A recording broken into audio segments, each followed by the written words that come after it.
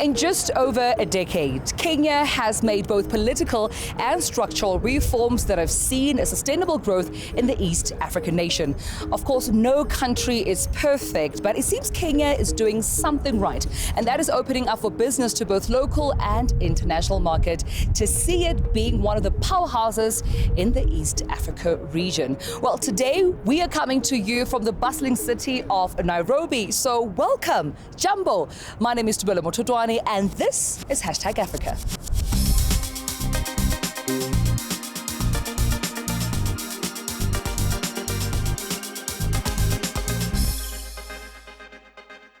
The Maasai phrase, Nkare Nairobi, which means cool water, is where the capital of Kenya derives its name from. Now, founded more than a century ago, what was once a small railway town has now developed into a bustling metro in its own right. Records show that the south-central area of Kenya, 500 kilometers of the coast, was once vast wetlands inhabited by the Maasai and Kikuyu people of East Africa.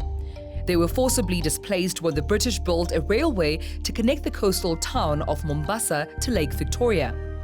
In 1899, a central railway camp had been established. By 1954, Nairobi officially reached city status. Today is the most populous city in East Africa and the 14th largest on the continent, with a current estimated population of around 3.5 million sprawled across 696 square kilometers. The city is also a hub for global corporations looking for representation in East Africa, as companies are realizing that they cannot address an entire continent's needs from one southern location. As part of the country's Vision 2030 plan, Kenya has launched many programs aimed at opening up its economy and scaling innovation and productivity amongst its enterprises. Real GDP growth has averaged over 5% in the past decade, reaching 5.7% in 2018, making it one of the fastest growing economies in sub-Saharan Africa. And ironically, the railway still plays a role. The multi-billion-dollar standard gauge railway connecting Nairobi to Mombasa was launched last year, something the country hopes will help boost the economy even further. Like many African cities, an urban population explosion has become a challenge. Concerns have also been raised over corruption levels, and security in the city remains on high alert following attacks by terror groups. But visible efforts have been made to deal with these. The five-star Dusit DS hotel in the city recently reopened 6 months after 21 people were killed by militants in January. This isn't just an ordinary hotel opening. It's a recovery from the horror of what happened here in January. 21 people were killed in an attack at the Dusit DS hotel in Nairobi. Al-Shabaab militants using suicide bombs and guns to target guests and staff. The hotel is now welcoming visitors again, although with extra security. Life is back.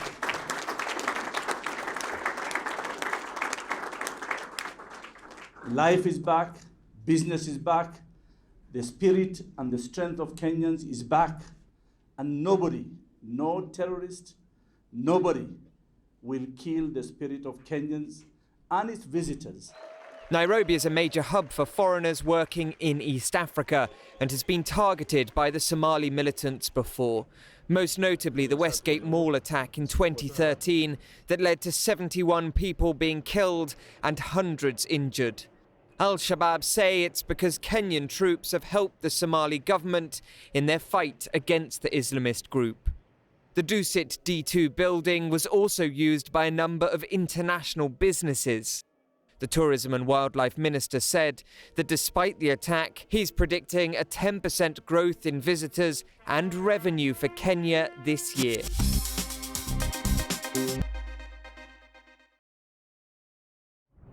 As of last year, Kenya had the 14th fastest internet connectivity in the world. And that might be surprising and sound a bit too low, but it's actually even faster than the USA. And what's even more impressive is that 88% of Kenya's population could connect to the internet through their phones. And thanks to a Kenyan innovation, they could get connected economically as well. In 2018, Kenya's GDP was just under $90 billion.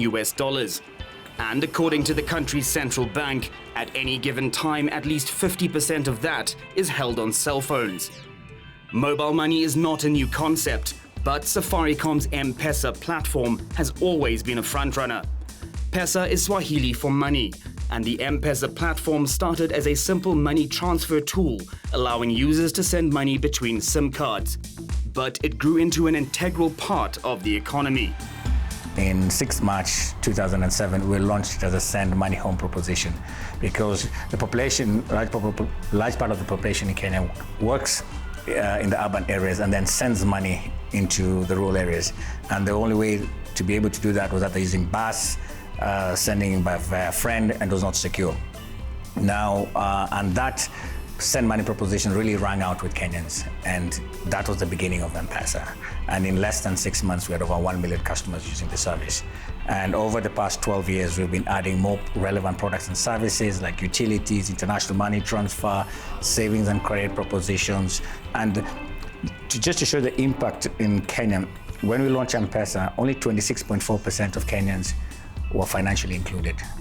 As of January this year, when the Central Bank of Kenya released the results of financial inclusion, we had 83% and ranked third in Africa.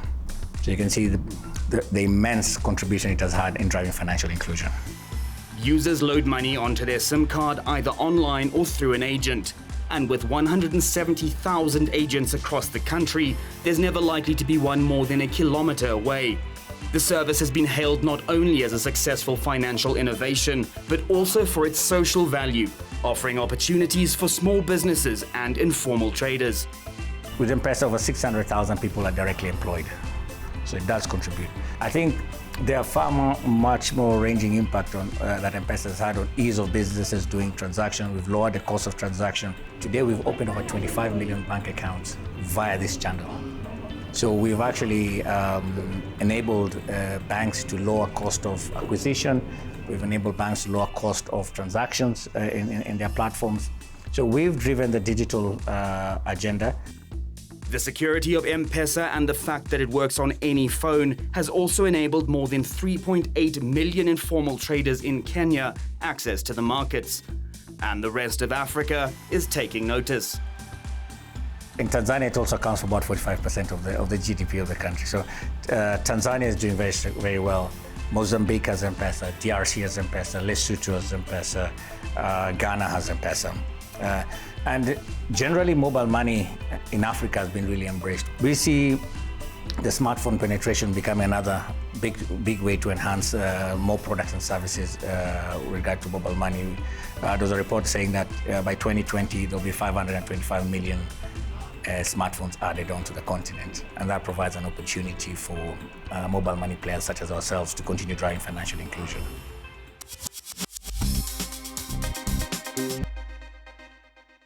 Many women have come from across different countries in Africa to right here in Nairobi, Kenya for a very good reason. And we give you all those details as to why they're here after the break.